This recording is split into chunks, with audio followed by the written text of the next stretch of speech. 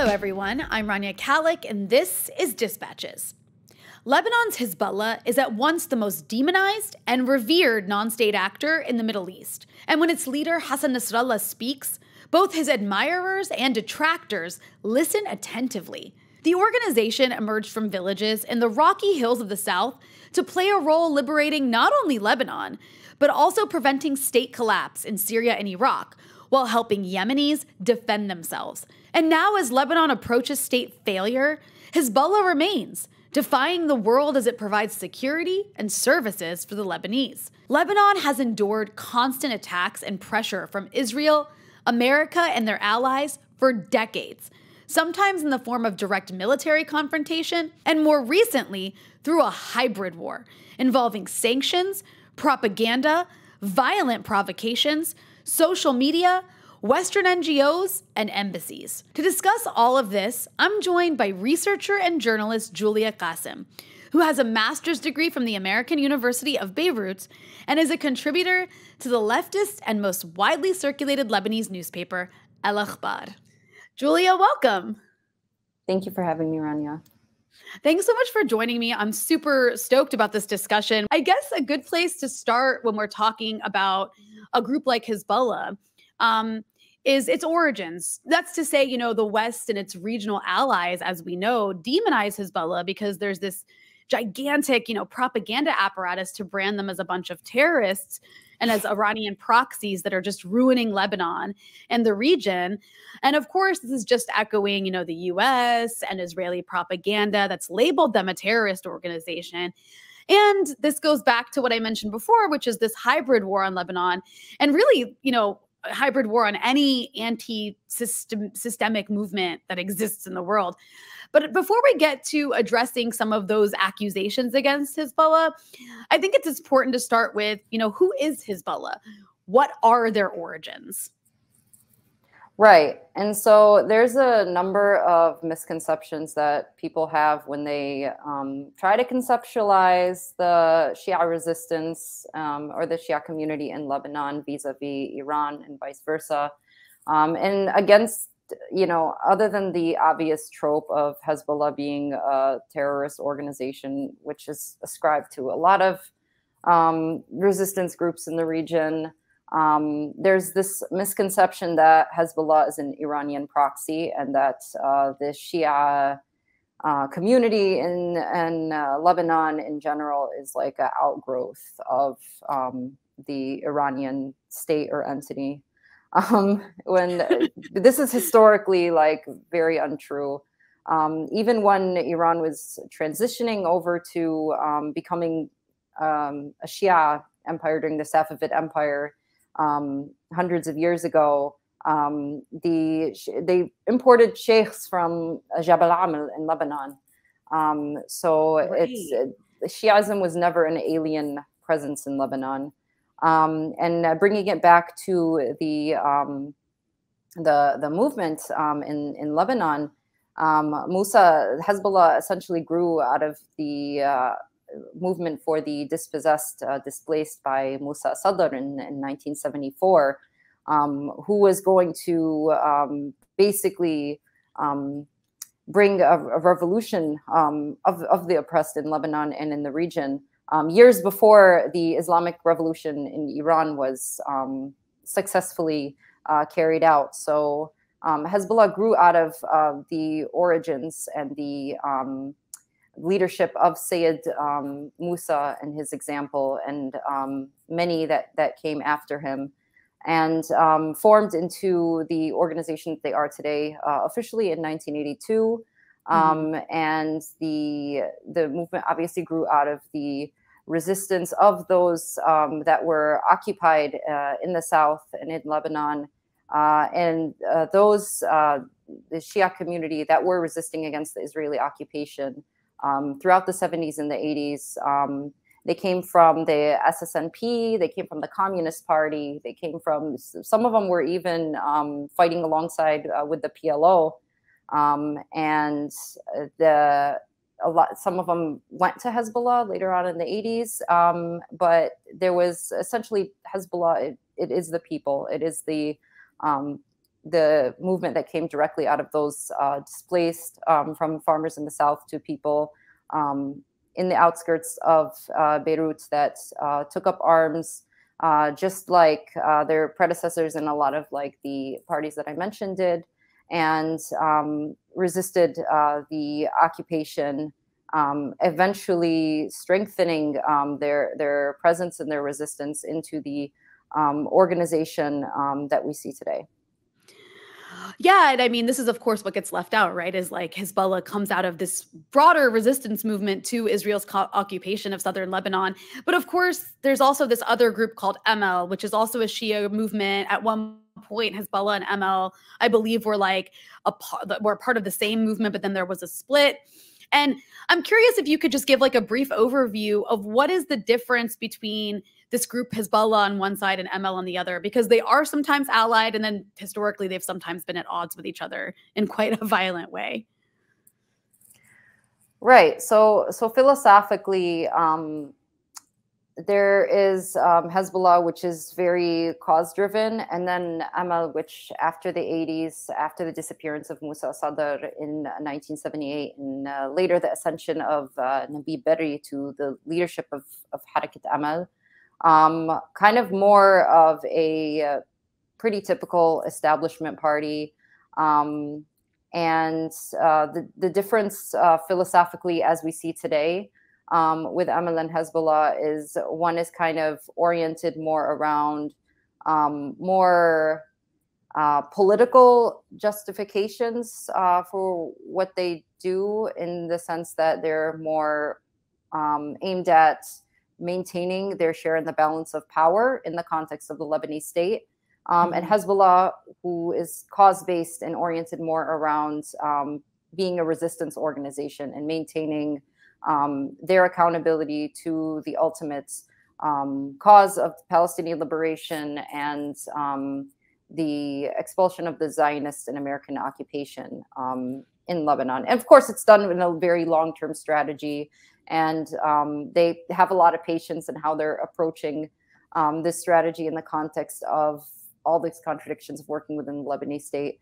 But those are essentially the political premises that really define the difference between Amal and Hezbollah. Of course, the war between brothers throughout the civil war, many different, everybody was killing everybody. There was a lot of infighting, not just between Hezbollah and Amal, but also between a lot of different parties that ended up coming under the umbrella of the March 8th Alliance after 2005, which we'll explain more a little bit later. Yeah. But after 2000, it was established that basically to maintain the unity of a community that were essentially very intertwined with each other within, and to not cause the infighting that we saw in like the late 80s and early 90s between Hezbollah and Amal. They established and solidified their political alliance. And this doesn't mean that there is a complete 100% agreement on issues domestically or on strategy or even long-term horizon or vision.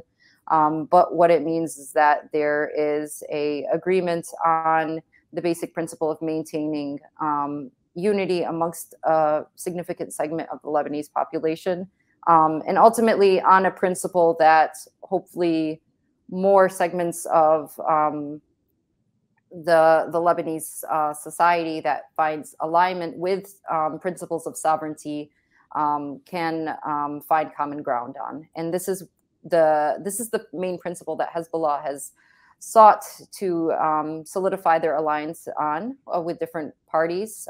They did successfully with the Free Patriotic Movement in 2006 with the Marnakhayl Agreement, and with other parties that consider themselves March 8th against it. It's not like a complete agreement on everything. It's just on the basis of the sovereign principle of never allying or recognizing Israel, enabling Israeli occupation of Lebanon, and also basically maintaining a Lebanese sovereignty against the American occupation as well. Right. And, and we're going to get into all of those things that you mentioned. But I wanted to just very quickly address, when people do think of Israeli occupation, they do think of Palestine. And you're talking about Hezbollah coming out of this milieu, if you will, of Israeli occupation and resistance to it in the 80s. But, very little is known about how brutal Israel's occupation of Lebanon was, because we really, again, only think about it in the context of Palestine. And your family is from southern Lebanon and endured Israel's attacks and then occupation in this country in a way that not all Lebanese did, right? Because this was a geographic situation where the South was specifically targeted. So can you just give us an idea of what this period was like? I know it was lengthy. Israel occupied southern Lebanon for a very long time, but just how brutal it was? Yeah. If we're going to be really, really technical, I'm from the West Bekaa. But it's like the most southernmost region of it. And basically it's like a 5-minute car ride away from what is considered the southern province. So my village was, Mashkara wasn't occupied for as long as the southern villages were, like some under complete occupation for completely 18 years. But it was a strategic point where it was an entry into the southern village of Marjayoun, which is where a lot of the Israeli-backed southern Lebanese army forces were. And it did have like a mix of some people that were informants basically for Israel, and a lot of groups that were engaged in the resistance against it. So from between the 70s and 80s especially, there were, my village, Mashkara, it basically had a lot of people from the Communist Party and the SSNP, later also Harakat Amal as well. And they were pretty critical in a lot of resistance operations against the Israeli presence. And whenever like an operation would happen, such as a bombing against an Israeli convoy that was actually led by the Communist Party there. They would basically come in, they would try to find anybody either they suspected with information or with that was responsible in operations against them, and they would take them to Khiyam to torture them to get out information from them. If they felt like they couldn't really get a lot out of somebody, they would just, hold them for a month, torture them a bit, which usually involved putting electrical cables to their fingers and shocking them repeatedly, or beating them in a cell. Like then they would let them out, depending on how important they kind of perceived someone. That kind of like defined a lot of like the tactics and strategy that they would the Israeli occupation would do at the time. And a lot of families fled too. They fled to like nearby Christian villages. Like a lot of people from Mashkara went to Saghbin and Aitanit and stuff like that. A lot went to Beirut. There was like a huge influx, obviously, of Shia that went to Beirut when their villages were being either occupied or attacked. This is essentially the story of how it went down. If the Israelis weren't being outwardly aggressive, which obviously aggression is their modus operandi, they were kind of to basically make informants, allies. They would basically kind of like, pretend to give candy and basically promised to drive out the meddlesome and disruptive Palestinian presence from Lebanon, which a few people believed. Like obviously, like the resistance against Israel was overwhelmingly the choice of people in occupied South Lebanon, but you had your compradors and your traders too. This kind of like was essentially the environment at the time. But thankfully, they were driven out. They kind of sustained a lot of losses between the mid 80s, late 80s, up until their eventual defeat in 2000. So I want to briefly touch on the issue of some of the other parties that you mentioned, particularly the communists, because there's this ongoing there's an ongoing rivalry, which you and I have discussed quite often because we're leftists, and there's this ongoing rivalry in Lebanon between the Lebanese communists who did in fact lead the resistance in the 1970s during the Civil War, and then Hezbollah, who took over the mantle in the 1980s when talking about resistance. So from what I understand, a good number of communists actually joined the ranks of Hezbollah, and of course other movements as well, because as the communists got weaker, there were other movements to join if you wanted to resist, right? And Hezbollah was one of them. Others, of course, remained angry that Hezbollah and the Iranian Revolution, as they see it, stole their thunder, if you will. So my question for you is, why do you think the Lebanese Communist Party, the LCP, for example, and not just them, I mean, other leftists as well, I'm just kind of using them as the umbrella leftist organization that probably does have the most members in Lebanon as far as the left is concerned. But why do you think the Lebanese Communist Party and other leftists remain so antagonistic towards Hezbollah today? And why do you think Hezbollah, unlike the Communist Party in Lebanon, was able to galvanize people ultimately against imperialism in a way the LCP wasn't able to? Right. So I think we just have to also clarify that from throughout the years, and we even saw this in the aftermath of the 2019 protests, there's kind of a dynamic where there's a segment of communists in Lebanon that have stood by Hezbollah and the resistance on the principles of anti-imperialism. And there's like a more liberal segment, such as, that kind of led them to meet with the Kataib in the aftermath of the protests. So there is a split, definitely, as you would see in other groups with not really as kind of like solid of a power and a presence. There's a split in the SSNP too, not over the same issue, but I just mean in general, with organizations that have like people kind of like varying ideologies and interpretations on things, different kind of positions. And the LCP, people from the LCP's position on Hezbollah is one of them. In the aftermath of, there's like a number of reasons we can kind of attribute to this, kind of in the aftermath of the Soviet Union's collapse that kind of caused a big existential crisis for the left worldwide. In Lebanon, historically, the Communist Party, when it was, first founded and created in the 20s and 30s, it was like mostly upper middle class intellectuals that led it. And when representatives from the Soviet Union were coming to Lebanon and helping organize the party, the Lebanese Communist Party actually supported the partition of Palestine. Right. And this is something that a lot of that is kind of like a little bit of a stain on the connotation of communism in Lebanon amongst like the anti-Zionist community. Of course, it was redeemed by the 1960s when you had tobacco farmers organizing and striking, and a lot of like these people who were communists being the first to initiate the southern resistance against the Israeli occupation in the early to mid 70s, and among the first.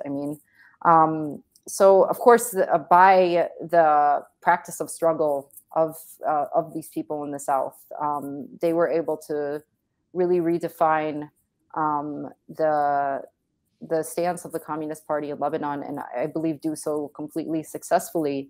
From some of the mistakes of the petty bourgeois intellectuals of the 20s and 30s. But I think that for these differences, both the split between more ideological liberalism and more material engagement with class struggle, that we see dividing the two defined contradictions of the left worldwide, That contradiction basically has the Lebanese Communist Party hasn't really been spared from it. So I think this is kind of like the underlying factors why we do see this duality. And also, like, maybe it kind of manifests itself in some of the antagonistic feelings towards Hezbollah as being the one that, as you say, stole the thunder of the resistance against the Zionist entity. Some people will say that, oh, well, Hezbollah killed the leaders of the communist movement, but I mean, this was happening first of all in the Civil War era, where everybody was killing everybody, and it's not proven that if it was Hezbollah or Amal or someone from another party that killed leaders that often Hezbollah are accused of killing. Right. But of course, like applying applying accusations to Hezbollah at a time where every single party was killing leaders and members from other parties is a little bit not like it's a little bit like of a stretch, but it's like one accusation you'll hear from people sometimes.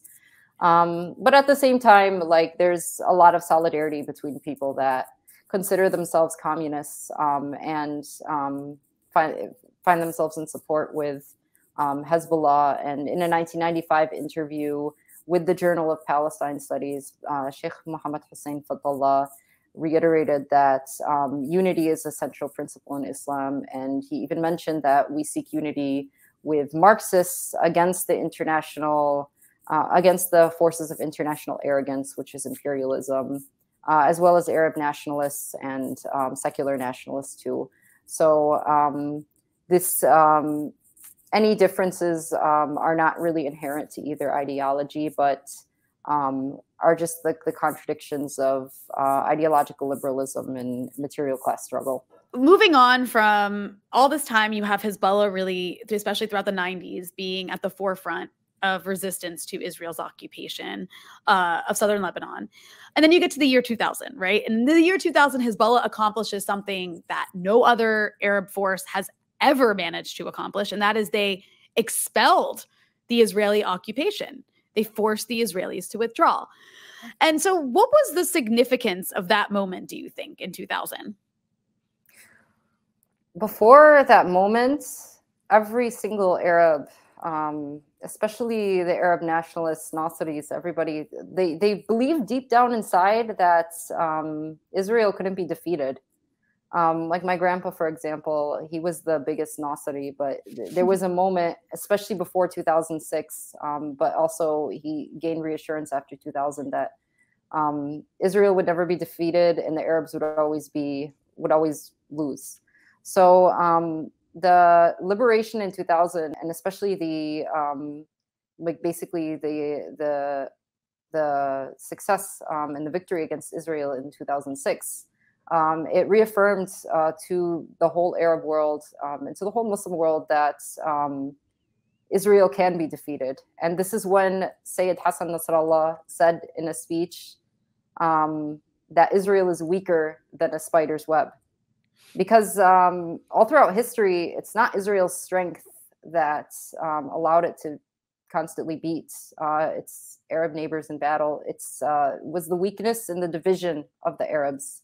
And this is why Sayyid Nasrallah always emphasizes, and always like the Hezbollah in general, their first priority is to keep unity within, segments of the Arab society and across Arab political forces that find themselves in commonality of maintaining Lebanese and Arab sovereignty, essentially. Because honestly, what 2000 has shown and what 2006 reaffirmed is that Israel's fragility is Israel's a lot more fragile than people in the Arab world thought for 33 years. Yeah, and that's huge. I mean, even now, I think till that moment in 2000, still has an impact with my parents. Even, I mean, my parents are they're not in Hezbollah at all or anything like that. Like, but no one could watch a group of people resisting Israel push them out from the Middle East and not be happy about that. Yeah. And you know, and you mentioned 2006. I want to get to that, but first, I guess I'm trying to go through the timeline here because I hope that as we're going through these sort of details about Lebanon, it kind of gives people a bit of a historical perspective of what's happening throughout and sort of like Hezbollah's evolution. Because at the end of the day, the entire hybrid war that we're talking about on Lebanon is happening because Lebanon is home to Hezbollah. So it's important for people to understand who this movement is, what they've accomplished, and what the sort of provocations against them have been and by who. So we get to the year 2005. Right. And this is an important year in Lebanon because it's the year that first Rafiq al-Hariri is assassinated. Rafiq al-Hariri was the prime minister of Lebanon. He, you know, showed up in Lebanon after the civil war was over in the early 90s. He's also Saudi. He was basically an agent of Saudi Arabia. And he helped, and we're going to get into this later when we talk about the economic collapse, but he played a very important role in helping to shape the Lebanese economy, the Ponzi scheme economy that we're witnessing the collapse of as we speak. So 2005 is the year that Rafiq al-Hariri is assassinated. It's also the year of the so-called Cedar Revolution, which we now know was essentially an American project using local proxies that pushed for the end of the Syrian presence in Lebanon, which they did accomplish. And this is when you have the formation of the two major alliances that you alluded to earlier. So one of these alliances is the pro-American, pro-Saudi March 14 alliance that they, as it's called. It was led by the Future Movement, which is, of course, the movement of the Hariri clan, the Progressive Socialist Party, which is led by Willy Jumblat, is neither, I should say, progressive Neither nor of those socialist. things. Yes, but that's what it's called.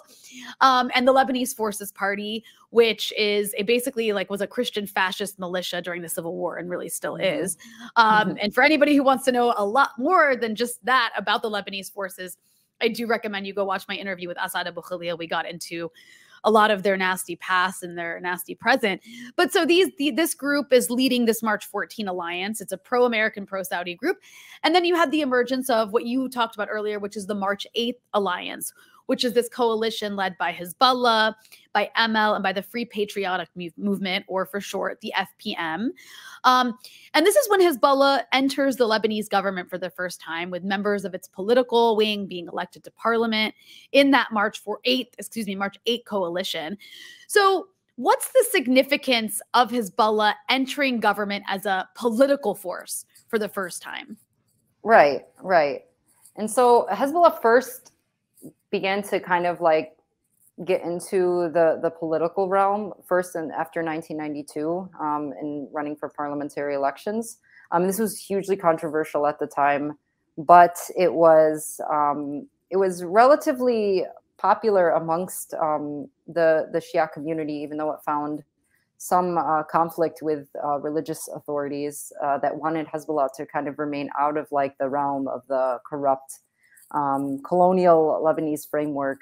But Hezbollah essentially just kind of ran on their own platform and with their own principles. And in 2005, this was to further basically their participation in the Lebanese government, while at the same time not having any more material or tangible influence over the Lebanese government or the economy. They basically entered into government in 2005 into a new dimension. And each time it was not really a decision taken because Hezbollah wanted to do this or because it was an easy decision, but because it was to avoid a negative outcome or something more negative, essentially. And to protect their ability, essentially, to resist. It's a constant objective, even today, amongst the West, that we also saw with the Western discursive interference in the post-2019 protests, is the disarmament of Hezbollah. And so Hezbollah's involvement into government in their limited capacity has been basically to thwart the attempts that the US and Saudi Arabia have been making in using the Lebanese government as a tool to disarm and expel Hezbollah. And it's so important that to frame it like this, because after this, after Hezbollah is in government for the purposes of basically protecting, like you said, its ability to resist, to protect its weapons, which, I mean, they do see themselves as protecting Lebanon's territorial integrity, whether it be from Israel or later we'll get to whether it be from the attack on Syria, which affected Lebanon. But that's their purpose of being there. And literally 1 year later, in 2006, there's a war. And of course, we're told this war happened, like the pretext was, I think it was something like a couple Israeli soldiers were kidnapped and Israel had to start a war to save its soldiers. But it was essentially like an ambush that Hezbollah was reacting to. And then there's this war between Israel and Hezbollah that is so obviously about weakening Hezbollah, because they're very upset that they're now in the Lebanese government, which until then had been under the control basically of the Saudis and Americans, like you said. Yeah. So can you just tell our listeners and viewers like a little bit about the importance of this war and how it ended? Because that's also really important too. Yeah. So kind of just to backtrack a little bit, there's a little bit more I should have explained in that last question about the significances of the alliances Hezbollah has formed after 2000, both to prevent civil war and to prevent the possibility of a completely Saudi-backed government turning against Hezbollah and basically removing them of their weapons, of their power, of their capacity to resist and protect Lebanon against Israel. In 2000, there was like the alliance, first of all, with Hezbollah and Amal. And then in 2006 came the alliance with the Free Patriotic Movement and Hezbollah that I briefly alluded to before. This was very significant because during the US-backed Cedar Revolution of 2005, the Free Patriotic Movement, which had been antagonistic to Syria, was actually positioned as basically part of this effort to expel the Syrian occupation from Lebanon. And we know the Syrian presence was there, as many mistakes as the Syrians made. Was like just a counterweight to the Israeli presence. So of course that became something not that an objective of Washington to remove Syrian influence from Lebanon first, and then also Syrian sovereignty in the region, as we saw post 2011. Right. Yeah. So basically, when Hezbollah made their pact with the Free Patriotic Movement at the agreement at the Mar Mikhael Church in 2006, this was very significant because they took the principles that the Free Patriotic Movement had, which were kind of like used against Syria in a way of Lebanese independence and sovereignty, and emphasized this as a point of unity against the Israeli occupation or Israeli interference into Lebanon. So while the two parties, obviously they have their differences, the March 8th Alliance, as we alluded to, was an effort in solidifying in at least an anti-imperialist principle in Lebanon that Hezbollah could basically use to protect their sovereignty and to protect their presence in Lebanon and to protect Lebanese sovereignty ultimately. So when the 2006 war happened, in efforts to completely eliminate Hezbollah's presence, this actually completely backfired, and it's Hezbollah emerged stronger, and it was a show of force and power that Israel wasn't expecting, and to this day remains terrified of. I remember a lot of discourse that some apologists of American imperialism and of Zionism made, in the sense that nobody really won. Hezbollah is claiming like a victory over nothing.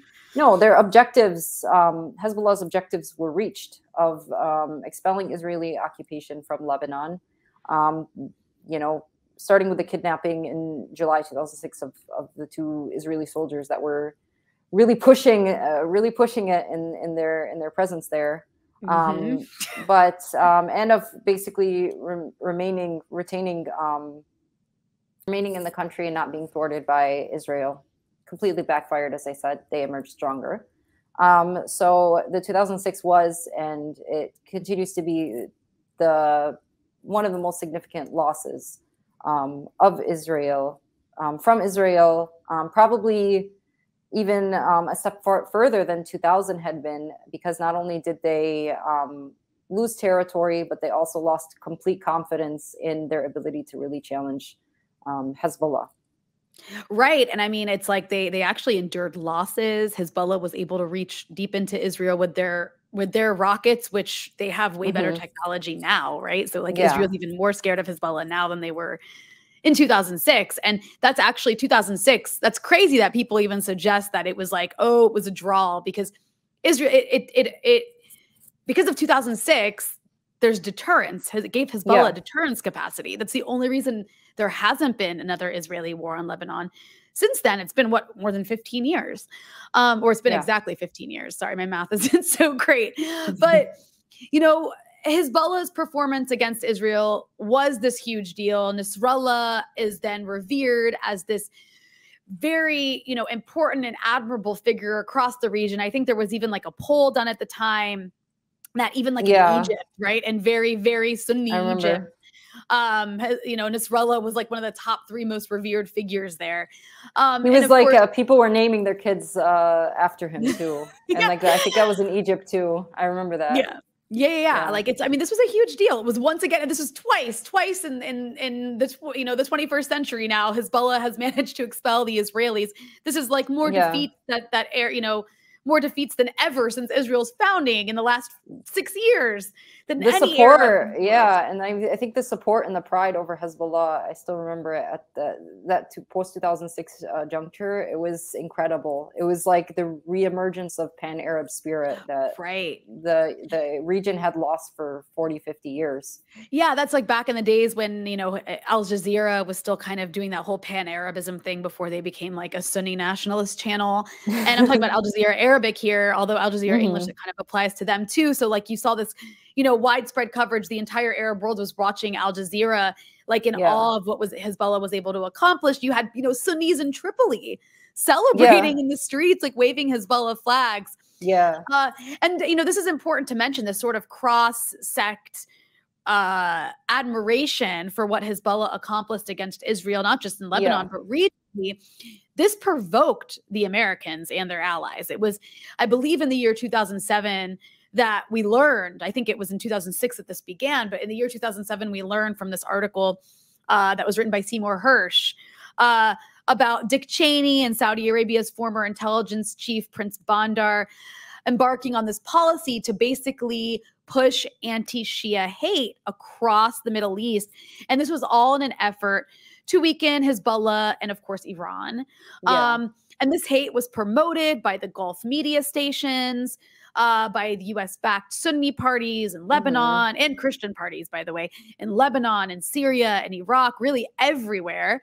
And I would argue this campaign was at least partly responsible for pushing so many across the region to join the ranks of ISIS and the various al-Qaeda groups that were backed by the US and its Gulf allies in Syria. Because when you spend years just like consuming, you know, worse than Fox News level hate about Shias and minorities, it becomes much easier to join a regional hate group. And a lot of that Saudi-backed propaganda made its way into the poorer regions of the Arab world, where in the absence of any kind of like material support or help, there was like this like Saudi Wahhabist backed money that was both encouraging this ideology of Shia hate, but also like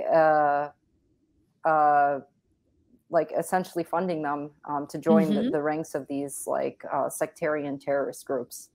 Exactly. And in so many ways, I mean, this, like, we could do like a whole episode on this, but it's actually what, you know, the money from these Saudi and other Gulf state backed sort of like Salafi Wahhabi style mosques did is they also, I mean, they essentially remade like Sunni Islam into the image of Saudi Arabia in places where that wasn't historically the case. I mean, certainly not in Lebanon, not in Syria. These are all places where, you know, Sunni Islam had its own local customs and culture, that it wasn't like this, you know, cookie cutter version Yeah, that just, exactly. where Saudi Arabia tried to remake Sunni Islam into Yeah, the even image, which is very dangerous. the homogenization of Sunnism to be made into like the image of like Saudi or hegemonic sect subgroup is a very modern construct. Even like you Exactly. have different subgroups and different um, philosophical traditions within what is considered like the homogenized Sunni subgroup today. And none of these ever had any kind of sectarian at odds with like Shiism in the way that it has been manufactured to be. In fact, a lot of because Shiism is largely passed down through like oral tradition, a lot of like the Shia hadiths and the books that compile like the sayings of the imams and the prophets. A lot of those have drawn themselves from Sunni written texts and books. So there's a lot of philosophical, like it's one religion essentially. But the construction of a Sunni Shia sectarian dichotomy as in the way we see today is definitely a modern construct used to prop up Wahhabism and the Comprador Gulf antagonism of anti-Zionist, presence in the region, which has been taken on a little bit of a Shia character. Yeah. So exactly. And I actually want to get to that, but I raised all of this essentially to bring us to the war in Syria, right? Yeah. As we're going down the timeline, which was, I think the war in Syria really was like this new phase in the growth of Hezbollah, or the rise of Hezbollah, I should say. Can you, because, we heard at least when this was a big issue that everybody was talking about, we heard a lot of criticism of Hezbollah's involvement in Syria. So can you briefly explain like why Hezbollah participated in that war? Well, one, it was evident that ISIS and these terrorist groups were getting to Lebanon. They were bombing all over the place in 2013.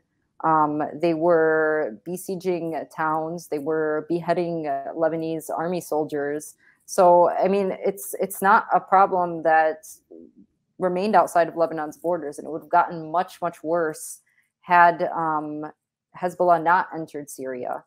The other aspect of Hezbollah's resistance against Zionism and the Wahhabi proxies in the region is essentially it's a regional problem. It's not one that's just isolated to the post 1946 borders that we call Lebanon today. Like, no, essentially the problem of occupation and imperialism, it's very regional. And because there has been this coordination between Syria and between Hezbollah and Iran on the principles and purposes of driving out occupation from the country. First, that is one of the prime factors that made Syria a target after 2011, but also an objective of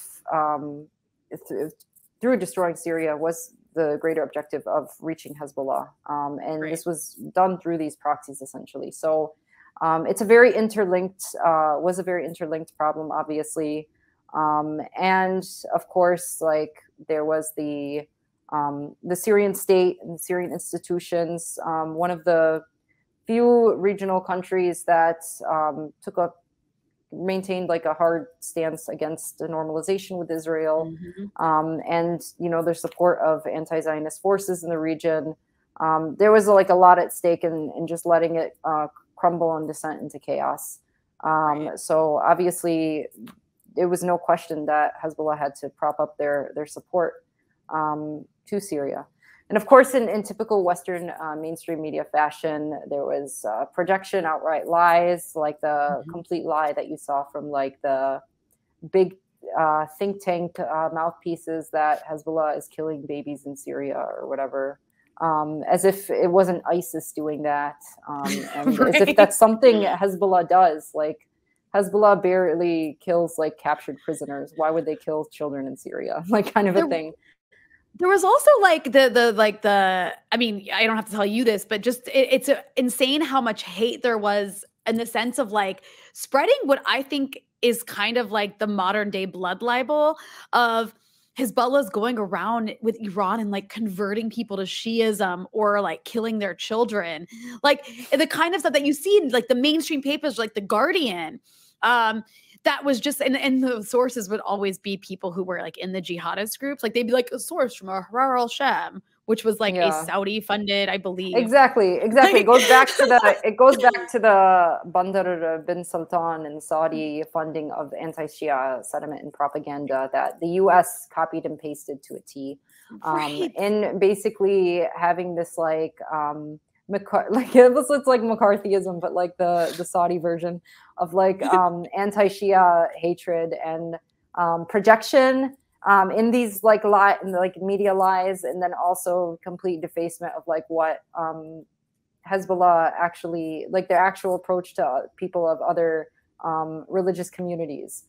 Exactly. Yeah, and it's like, why would they defend Christians in Lebanon and Syria and Sunnis if they're going to forcibly convert them? Like, it made no sense. Yeah, the other side was doing that too. Like it's projection, just like you said, because the other side, like this collection of Salafi jihadist groups, actually were forcibly converting and killing minorities.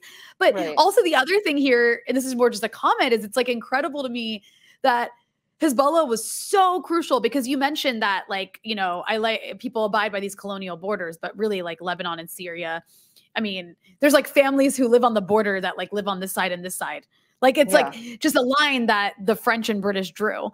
And so it's incredible to me that Hezbollah was essentially protecting Lebanon's territorial integrity, because like you said, ISIS and al-Nusra were literally in Lebanon. They were in Arsal.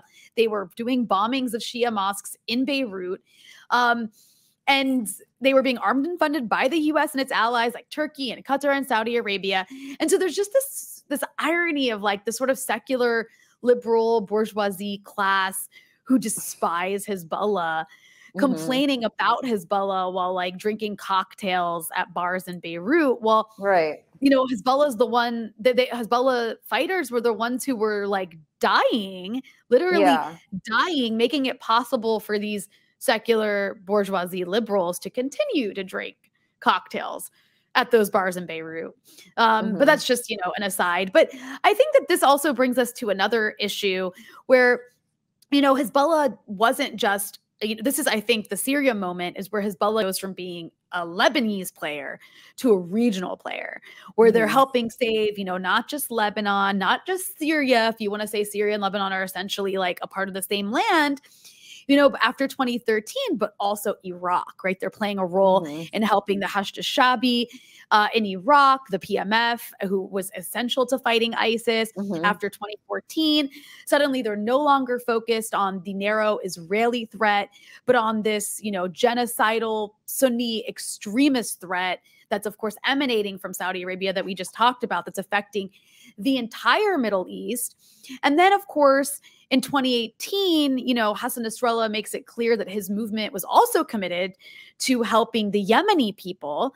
And he described, which I thought this was interesting, he, you know, I'm sure you remember, he described the suffering of the Yemeni people as worse than that of the Palestinians. And he said that Saudi Arabia at this moment in time was behaving even worse than Israel. So I'm curious if you can kind of just discuss from your vantage point that kind of like, I don't know if I'd call it like an ideological evolution, but there's certainly a change in who the bigger threat is, or maybe why they might be the bigger threat. The regional leadership has to be also a lot of credit has to go to Sayyid Khamenei in being the ideological leader of regional resistance across Lebanon, across Iraq. Now the Zaydis, like they have in Yemen that form the base of the Ansar Allah, they have a little bit of like their own thing, but they're still essentially in solidarity with kind of like the regional resistance, definitely. But a lot of like the ideological backing that gave rise to the PMU in 2014. It was a fatwa by Sayyid Sistani, but it was encouraged by Qasem Soleimani, delivering basically the added support from Sayyid Khamenei that encouraged the PMU to form and really strengthened and solidified the resistance.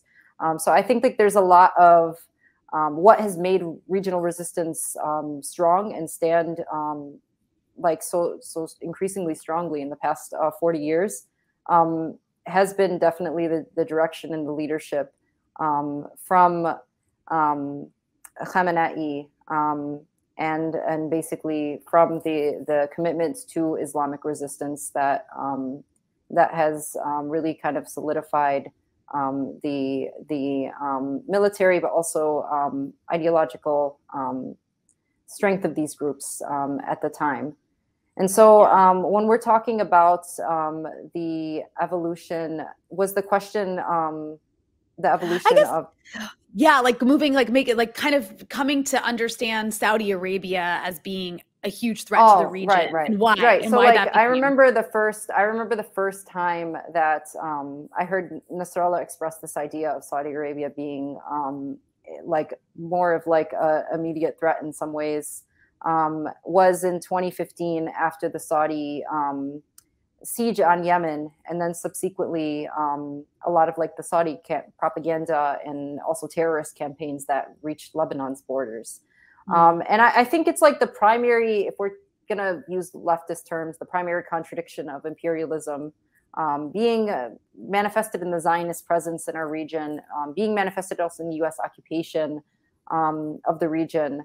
Obviously, it's not Saudi Arabia that's completely at the center and calling the shots, but they were the most entrenched in a lot of the campaigns of terrorism, of funding, and also of like restructuring this horrible economic rentier system that we have in Lebanon. As a side note, they're the most essentially entrenched and were causing the most outright aggression at the time, in place of the Saudis, which were retreating.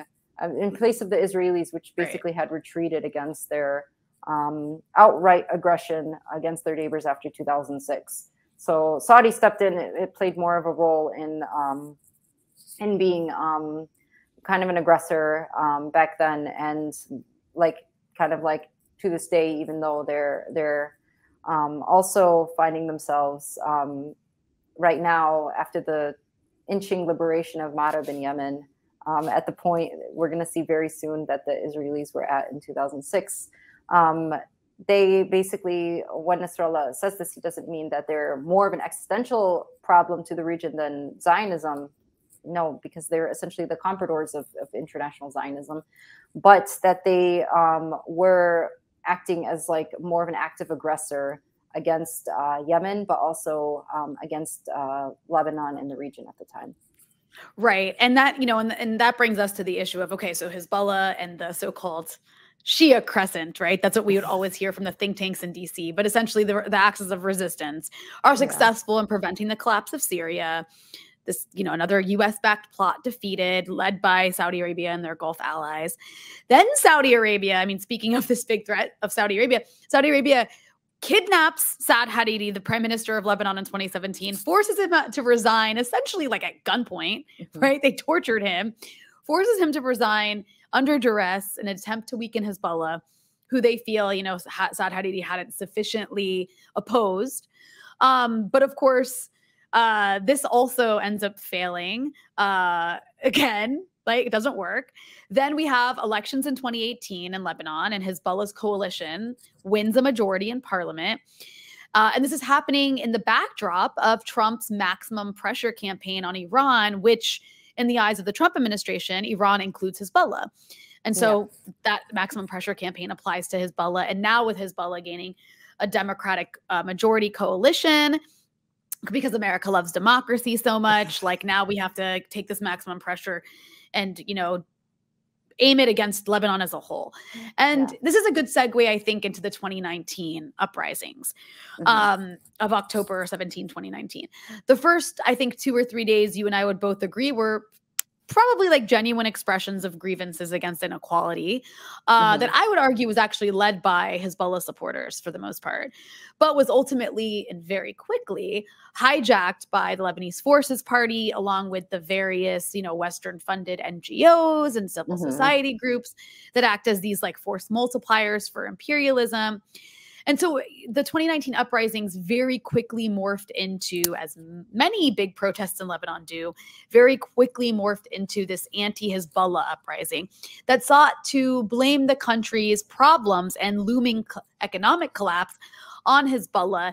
And so here's where I want to ask you to address some of the arguments of the people that, you know, we might, I guess, say are considered, they call themselves like Sauda people, the revolution people.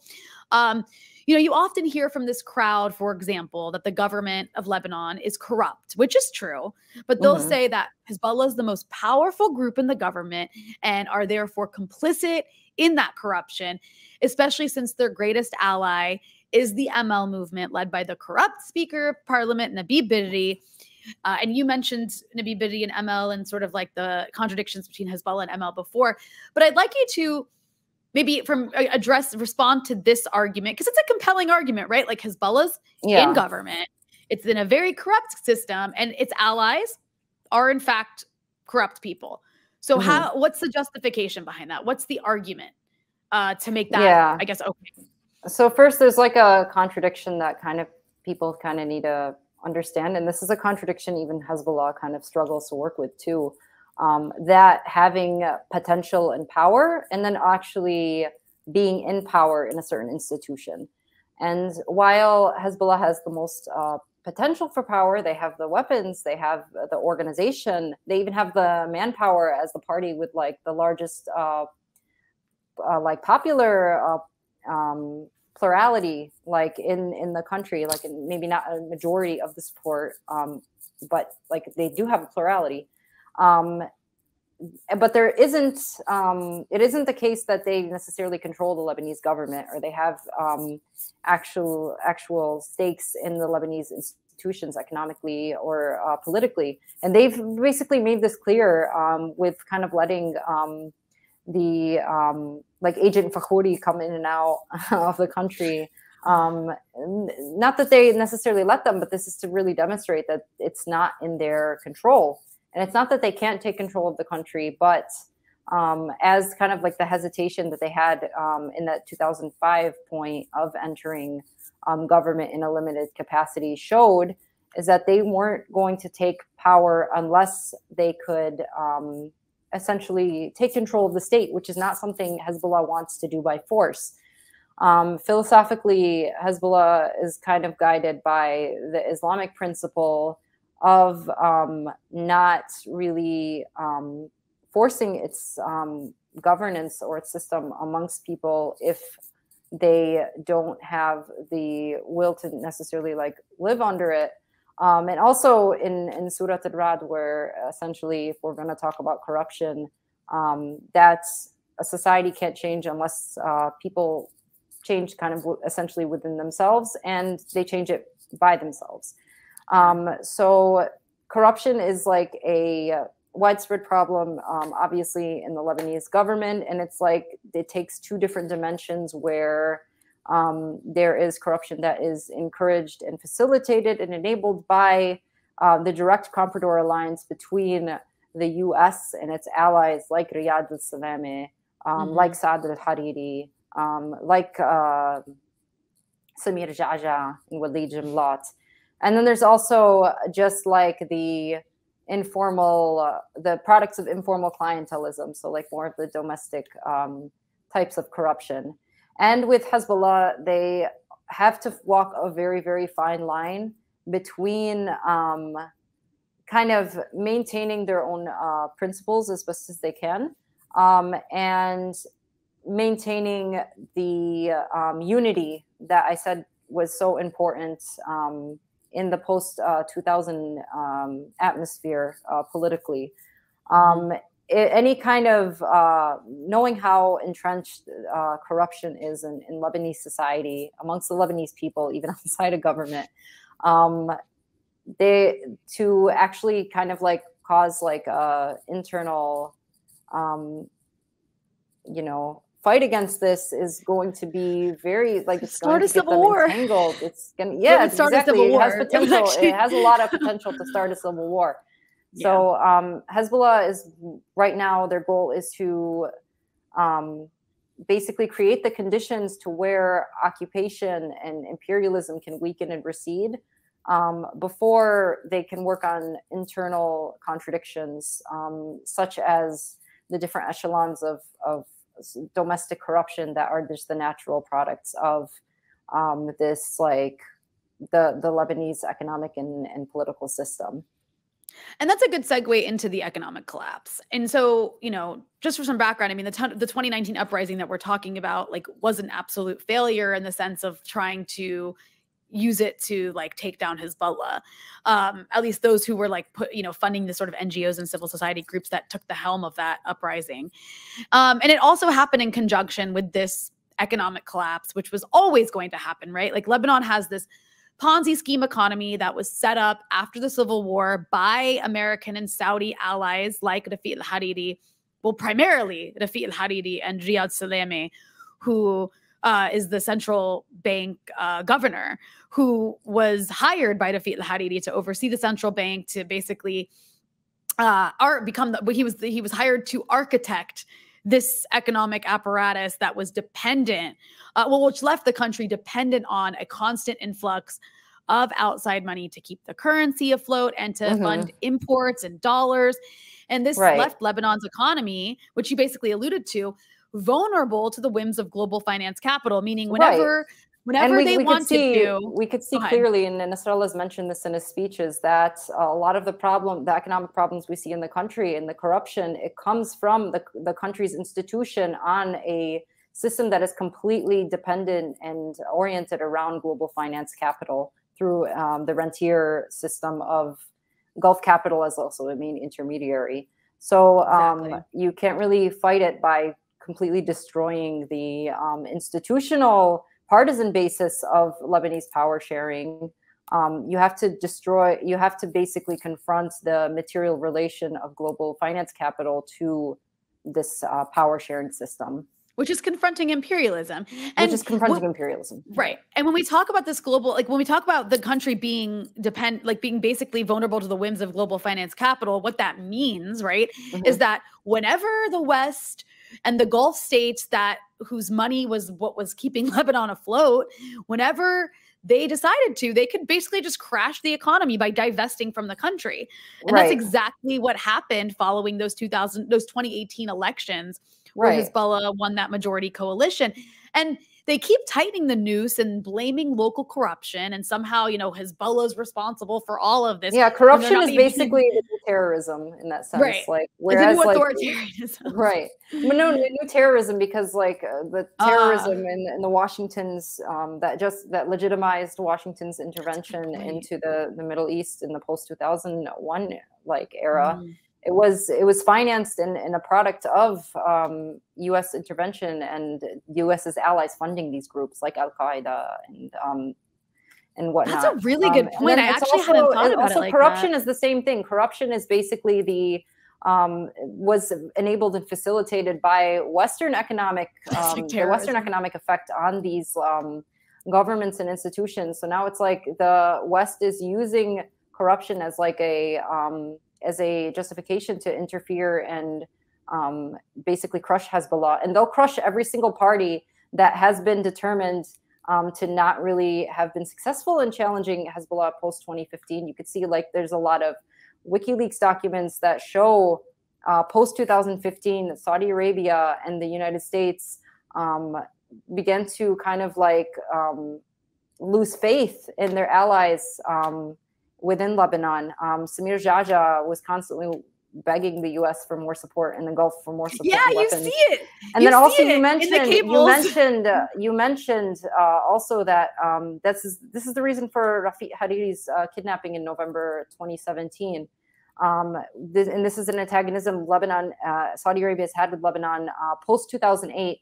When even in the domestic sense, when they tried to basically provoke the future to an armed confrontation with Hezbollah, Hezbollah proved itself to be stronger.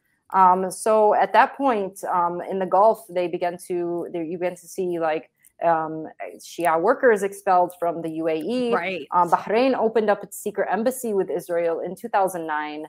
And 2009 was at the point when Saudi Arabia first began to look at the Lebanese front as a antagonistic front rather than as like a proxy with an antagonist in it. Especially post 2018, when Hezbollah and its allies won a democratic majority in the parliament, the hybrid warfare against Lebanon really ramped up.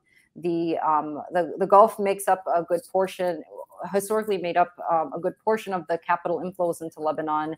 This began to completely stop and even become reversed after 2018.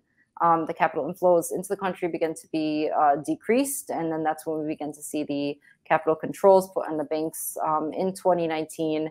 And then the exchange rate basically went crazy for the first time in October 2018, then especially after it first happened, I think, in 2019. But it happened briefly, I remember, in like September, but then it really started to collapse after 2019. But basically, this kind of defines the trajectory of the economic collapse that is directed by the architects of this economic system in the first place, finally pulling the plug and being like, it's this country's fault. Now, as far as like the NGO propaganda and presence into Lebanon, the NGO interference in attempting to restructure a more technocratic approach to the Lebanese government and the Lebanese institutions. It was present as early as the mid-90s, but it took a really, really much stronger dimension after 2016 when the Middle East Partnership Institute and the U.S.-backed think tanks that work within the U.S. embassies, particularly focused on Lebanon, made a consolidation during 2016 and focused a lot of their efforts on election monitoring of the Lebanese elections. And then at that point, and in the years after, especially around 2018, you began to see a lot of projects the UN was financing on investigating corruption in Lebanon. And it was very clear after 2018 that with the focus on municipal monitoring the municipalities in Lebanon and election interference and monitoring and cracking down on corruption, it was kind of like the new pretext the U.S. was using to make inroads into the Lebanese governmental institutions to basically just completely overtake it in order to isolate Hezbollah. And it was easy to do because the allies that they had supported maybe like 15, 20 years ago, like I mentioned, like from the Future Movement, from the Lebanese forces, from Walid Jumblat's PSP, were no longer finding themselves to be really useful and have been complete failures, complete waste of money. So now it was just like, okay, just completely collapse it and use even Hezbollah's former antagonists to be the cannon fodder of this like new anti-corruption discourse. And this was very convenient, especially after 2017. And this is one thing that really angered the Saudis, was that whereas in the 2011 government, Hezbollah pulled out its ministers and basically collapsed the Hariri government. Now the Hezbollah had made a unity government essentially, and Hariri was no longer as free to basically do Saudi Arabia's bidding under this new multi-party unity government. So this kind of defines a lot of the context behind the Saudi frustration that had intentionally intensified post 2016, and then also 2016 was the year that the U.S.-backed central bank, U.S.-banked. It works actually Freudian works too. slip, but the U.S.-backed central bank and the central bank governor Riyad Salami, which, as we knew, always had a very close relationship with Washington in putting the sanctions that on Hezbollah and on the certain Lebanese banks that were accused of having a relationship with Hezbollah. Were like the stepping stones in aggravating the crisis as early as 2015, 2016. but also the financial engineering that was instituted in 2016 that was kind of the first step in siphoning dollars out of the economy. We could do a whole another podcast on the mechanics of the financial engineering. Basically, it was just putting up really high attractive interest rates in order to attract dollars, but then squander them. And then 2 years later, after like the inflows of capital stopped coming for political reasons, given that like Saudi Arabia alone, I believe, is like accounts for 1/5 of the remittances into Lebanon historically, there had been basically a complete stop of that money as well, which were some of many factors that precipitated into the eventual economic crisis. But there was, especially like as in the last like 4 or 5 years, as I'm explaining the acceleration of the financial and economic aspects of this hybrid warfare that were coupled and accelerated also by the NGO kind of propagandistic arm of it, really intensified at kind of like a rapid pace. Yeah, and speaking of the Western-funded NGOs, and it's so important what you're saying, because that's really become a backbone of the Lebanese economy at this point. It's one of the only jobs you can get where you even make what they call fresh dollars now, is if you work for like an NGO funded by the outside, which is dangerous, because then now that like the banking system has collapsed, which used to be the Lebanese economy, now the Lebanese economy is just becoming NGOs, which still leaves the country dependent on outside funding. But these Western-funded NGOs have also played an important role in politicizing the Beirut port blast investigation, which is being led by this guy, this judge, Tariq Bitar, who, very little is known about. However, it is clear that the investigation at this point is targeting Hezbollah's allies. So far, the only people who Bitar has attempted to prosecute are from the Amal movement and from Marada, which is another Christian movement that's aligned with Hezbollah. And the only prime minister was Hassan Diab, which is actually poor guy, the least involved in any kind of corruption, let alone anything that happened 6 or 7 years ago. Yeah, poor guy. He was like in charge for like 8 months, and he was just in 2020, and he was like completely unaffiliated with anything that closely resembles the Lebanese government. He was just some engineering professor. Right, which is why it's easy to go after him. And then, of course, there's this guy, Mashnouk, who's a former Future guy, but Future hates him, so it's easy to throw him under the bus. But meanwhile, Hezbollah's argued that not only is the probe being politicized, but the judiciary is actually implicated in the Beirut port blast, which they're right about, and the judiciary can't investigate itself. And, it seems to me that this port blast investigation is being politicized much in the same way that the Hariri assassination investigation was politicized. And that investigation ultimately was internationalized and was used to try to implicate Hezbollah, at least even indirectly. And what they're doing essentially, again, as you described, is doing a strategy of slowly isolating and to the point where they can kind of zero in and hone on Hezbollah as being responsible for this. With the backing and blessing of the West in providing kind of like the bunk arguments and the bunk evidence for this, essentially, just as was attempted to do in the Hariri investigation, where there was the strategy, but then and also there was like the isolation and imprisonment of a lot of March 8th allies from parties that were allied with Hezbollah. In the just on like completely false charges too, like completely false and unjust imprisonments.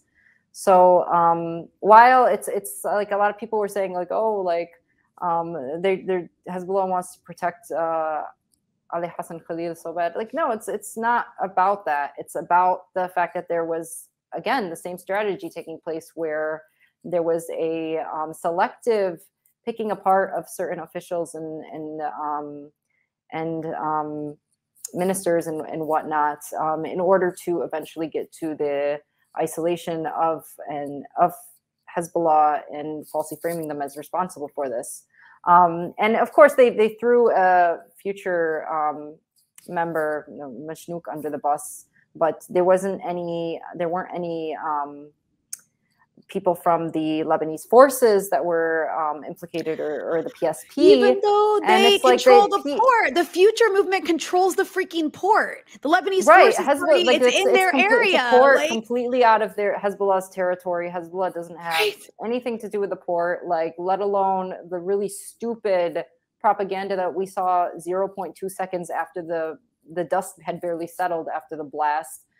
From Israeli people on Twitter to Mashrua Leila's singer on Instagram. I think he was. I didn't even know that. He said that. Yeah, he put it. He's like, there was this accusation that Hezbollah is storing weapons at the port, which is kind of like became like a big soundbite that's of the crazy. apologists No wonder of Israel Westerners in the like US. them so much. But yeah, I think it was like Hamid Sino that said that on Jesus Instagram. Christ. Made a post about that on Instagram. But anyway, yeah, there was immediately it was like Hezbollah did it. And that is the objective that the US is trying to reach with politicizing the port blast in their favor, mobilizing basically the NGO apparatus that is backed and funded by the US and EU to come to this conclusion. And to not defend Tariq Bitar because of the judge that he is, but to defend the US's approach with Tariq Bitar in isolating Hezbollah in the port blast investigation, and of basically doing it in this really selective manner. One thing I was going to mention with regards to this. Well, real quick, I wanted to throw one more thing in about this, is that people I've been speaking to are who are actually in the government, say that Tariq Bitar has been meeting regularly with the German, American, and French embassies. I don't know if that's what you were gonna. Okay, that's exactly what I was going to mention. Even down to the week that the massacre of the Harakat Amal and Hezbollah members that were peacefully demonstrating to protest Tariq Bitar's selective investigation and the involvement in this port case. That week, Victoria Nuland was meeting with the civil society organizations in Lebanon. And it was proven also Dorothy Shea had made her rounds in meeting with the judge and meeting with a number of allied officials in Lebanon to basically give directives on how to proceed with this case, and basically to their allies to basically carry out essentially their orders. And as we know, Victoria Nuland was involved in Ukraine, involved in a lot of the software operations on the Eastern European front. So it was very blatant, the level of U.S. interference and activity that was taking place at the time, in also using this port blast investigation as a tool in its arsenal. But we're supposed to believe that Lebanon's under Iranian occupation.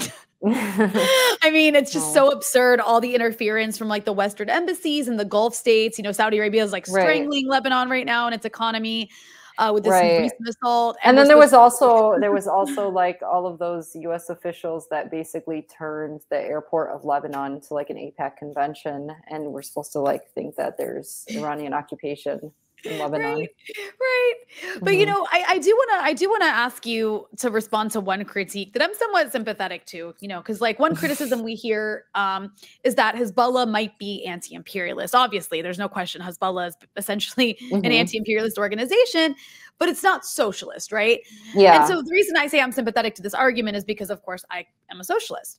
So what's your response to this critique of the party? And do they, in your view, have an economic ideology? Yeah, so this has to go back to the Islamic Revolution in Iran, and not just at that point in 1979, but also of the scholarship and the ideology that was being built at least in the 20 years before that, from the contributions of Sayyid Muhammad Bakr al-Sadr of Iraq, of Sayyid Musa Sadr in Lebanon, and of a lot of Shia scholarship that was kind of emerging in the mid to late 20th century as a challenger, along with Arab nationalism and socialism, as a challenger against imperialism. But the Islamic Revolution, and of course the ideology that finds itself in solidarity with it amongst these groups and figures that I've mentioned, it's not just, it follows an epistemologically different track than the philosophically Western branch that branched out socialism and communism, essentially. Socialism and communism, too, they're materialistic ideologies. And they develop from the post-Enlightenment philosophical premise of separating religion from the person, separating the material from the non-material. And this isn't something that's really, this is something that's actually philosophically alien to Islam and came only in this context of like post-Enlightenment modernity. So there isn't there's actually a lot of, as we see, political similarities, actually more than differences between the Islamic resistance creed and of socialism that finds itself in opposition to the same imperialist forces. But there's just a very important philosophical distinction that Islamic resistance makes in being focused on the philosophical premises of Islam rather than of materialism. And I guess an example of where this shows up is that there's a belief that underlies materialist ideologies, especially with communism and socialism, that it is like the external material factors that determine the conduct of man. But with Islamic philosophy, it's like of the spirit and the ethics are central to how kind of like man operates in society. And so it must be the ethical component that is rehabilitated in order for society to be rehabilitated. But ultimately, the goals of fighting oppression and fighting injustice are the same. Now, there's a misconception that Islamic resistance, and I don't like to say Shia, like I know it has a very Shia character, but it's like almost like a little bit sectarian to say that this is like limited to or only for Shiism. But there's like a misconception that it kind of ignores economics. That's completely not true. Muhammad Bakr Sadr, he did like an expansion of Islamic economics. Even Musa Sadr did a series of very detailed lectures on Islamic economics. They emphasize things like equity and social justice. And the only reasons they don't go into the mechanics of it to the extent that Marx did in Capital, for example, is because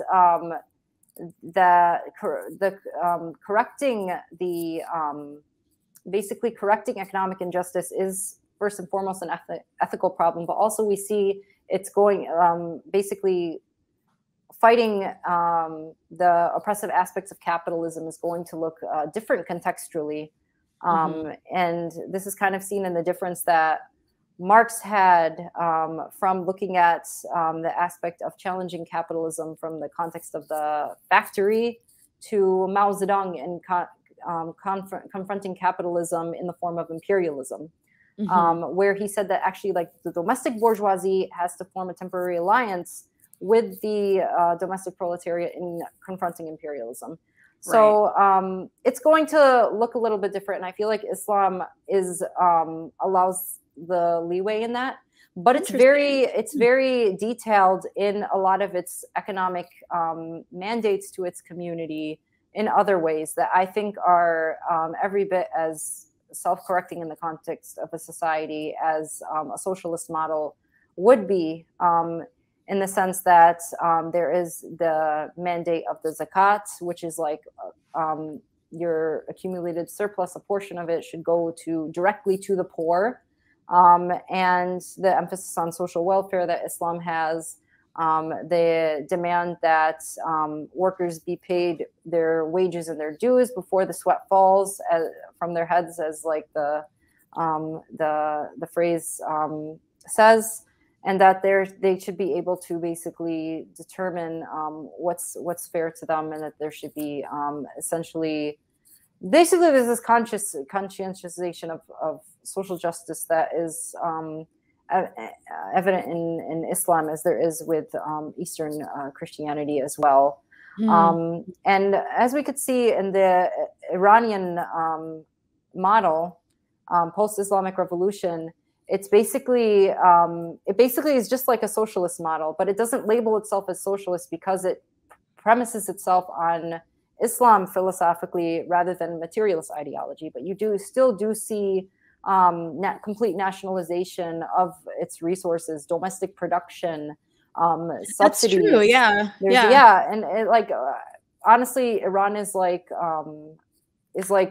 Cuba, economically speaking, in its provision of social welfare. There's a complete, like, within the IRGC is seen as just like this military force, but also it's like the source of the domestic welfare programs in the country, which are very expansive. This is why Iran has been able to withstand U.S. sanctions, and which actually may have pushed because there is of course a split in Iran, right, between the reformist and the other camp. That economically there is the reformist camp is much more into the idea of liberalism. That's so interesting. I feel like we could do an entire episode just on the Iranian economic model because it doesn't get that much attention, and I've never actually heard it. I never actually heard it framed as having socialist elements. Right. And also the Iranian economic model, the welfare-oriented model of the IRGC being tied to the ideological commitment to Islamic resistance. As a IRGC thinker, Hassan Abbasi once likens economic liberalism to social liberalism because of this. And I think this is I don't think it gets contradictory to communists in the West maybe, but it's actually very common that there is a common and a very underlying ideological commitment that accompanies the practice and the decisions being carried out in the context of basically the main players in the resistance axis, which is why there's why Hezbollah and Iran and their allies, they work in a certain way, is because there's an ideological commitment and a premise to what they do. And this has made them more successful in ways that the Arab nationalists and the Arab leftists haven't. That there is an ideological conduct, and that there is a comprehensive ideological and organizational code of how things are carried out. And it was a lot more fragmented and a lot more arbitrary and vague. And it didn't allow for the level of organization and the level of discipline that honestly has been unprecedented by the Islamic resistance that emerged out of the Islamic Revolution in Iran.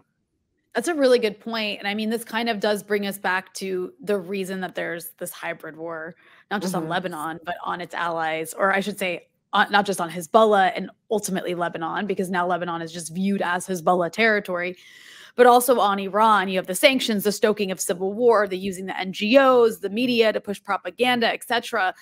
All of this to just weaken Hezbollah, weaken Iran. And I think there's an interesting element that this goes back to now, this day and age is, obviously the US attacks any country that's socialist, but more importantly, it's not only countries or movements that explicitly identify themselves as socialist or are even socialist. It's literally any movement or country that tries to protect their sovereignty, that tries to forge a path independent of US hegemony. I mean, at the end of the day, that's the main issue. Iran could be capitalist as capitalists can be, but still refuse to hand over their resources to the US for free, still refuse to be a client state of the US or really anybody. And that's why they're also targeted, imperialism in the relationship between the US, which has basically the monopoly of global finance capital in its institutions in its hands. It has a very close relationship to global capitalism.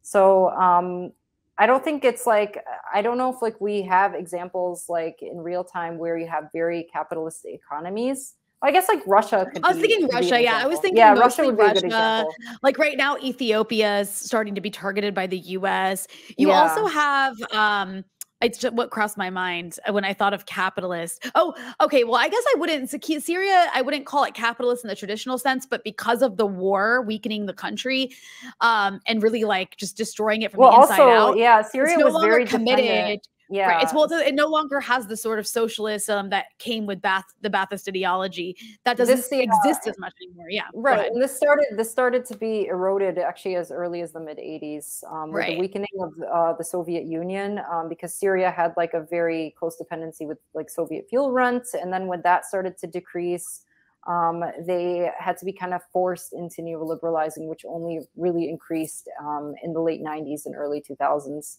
But this doesn't really mean that the foundations of the economy were capitalist. It just means that they had to basically live with the reality of a global capitalist system, and no longer had the relationship with that Soviet bloc that made the level of nationalization, the level of socialist welfare provisions that Syria had in the 70s as possible anymore. Right. And on that note, I mean, I want to thank you for coming on and giving me an hour and a half of your time. Like, I think this was such an important discussion. I hope it helps inform people about an issue that I've heard so much interest in. People want like a breakdown of like, why is Lebanon being attacked this way? So here you have it. And Julia, I guess I want to end by asking you, like, you know, where can people follow your work? I mean, there's like no, I write biweekly on the Viewpoint of Press TV, and I constantly kind of contribute to it too. You could also find me on Facebook as Julia MK, and Facebook hasn't on deleted Twitter, you yet? No, I mean, they gave me some bans here and there, but they haven't deleted me. You've persisted. Yeah, they can also find me on Twitter. I'm not as active. Bint Mashkara, Bint Mashkara, and yeah. Well, And Julia, yeah, I also do a lot of freelancing too, but here and there. So yeah. Well, I hope we can have you back on at some point to continue what I think was an excellent discussion. Thank you so much for joining me. Thank you so much.